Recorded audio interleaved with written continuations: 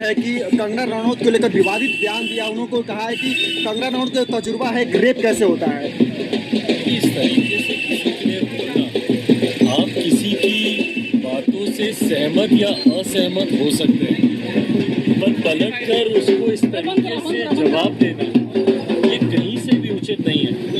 इस तरीके से एक महिला के बारे में आप टिप्पणी कर रहे हैं और इस तरीके की भाषा का इस्तेमाल कर रहे हैं। आज की तारीख में जिस बात को लेकर पूरा देश पीड़ित है, माँ महीम तक ने अपना दुख इस घटना के ऊपर जताने का काम किया, और उसी तरीके की भाषा आप देश की एक और ऐसी सम्मानित महिला जिन्होंने अपने क्षेत्र में इतना बेहतरीन काम किया, संभवतः उनके विचारों से या उनकी कुछ बातों से आप शायद असहमत हो सकते हैं, बट असहमति दर्ज कराने का कतई ये तरीका नहीं है कि उनके लिए आप इस तरीके की अशोभनीय भाषा का आप इस्तेमाल करें। आप सहमत है जिस तरीके से कंगना ने कहा कि किसान आंदोलन के साथ दुष्कर्म और मर्डर हुए?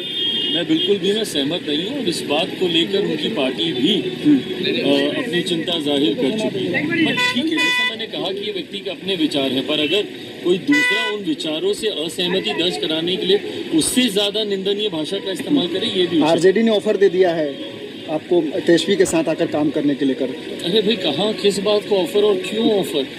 ये बिना मतलब की सर पैर की बातें।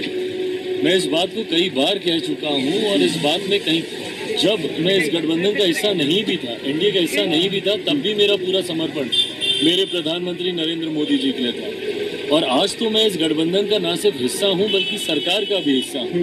जब तक मेरे प्रधानमंत्री आदरणीय नरेंद्र मोदी जी रहेंगे, चिराग पासवान और मेरी पार्टी का समर्पण पूरी तरीके से मेरे प्रधानमंत्री जी। आपकी पार्टी में टूट हो रही है ऐसा आरोप लगा रहे हैं विपक्ष के लोग कि उनको माने की छोटी मछली है दबाया जा रहा है। हाँ, तो उन लोगों को अपनी मंशाओं को पूरा करना है, दिल को खुश करने के लिए ये ख्याल ही सही, बट उनके ये ख्याल कभी कोई पूरे नहीं होंगे। अगर बंगाल जला तो आग दिल्ली तक जाएगी ममता बनर्जी, ये गलत बात है। इस तरीके से आप देश को जलाने की अगर आप सोच रखते हैं, ये गलत है। आपके राज्य में जो वो हुआ वो दुर्भाग्यपूर्ण है, और ऐसे में आपको ये जिम्मेदारी लेनी चाहिए और इस बात को सुनिश्चित कराना चाहिए कि दोषियों को जल्द से जल्द कार्रवाई हो।